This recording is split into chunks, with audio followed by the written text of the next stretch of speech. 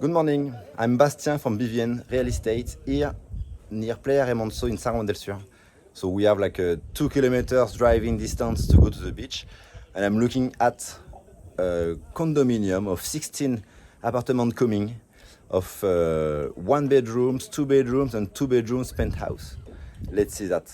So I'm on corner northwest of the penthouse model, 2 bedrooms, 2.5 bathrooms, and I'm on a terrace, large terrace. You see, you have 3 meters wide, so it's enough for you to have like tables, chairs. You could cover this part to have more shade if you want. You will have like the chair pool, the garden area here, parking lot here, and entrance. So we are 800 meters from the main coastal road, but we won't be disturbed by this road. We don't even see it.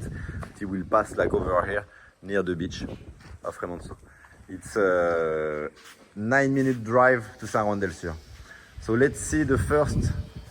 Here will be the master room. It has the closet on the side and a toilet on my right. We have next the living room, and you see high ceiling. I like the gray ceramic and the blue-gray on the wall. You see, so ocean view from your living room. And the wide first living room, you will have the kitchen bar installed here.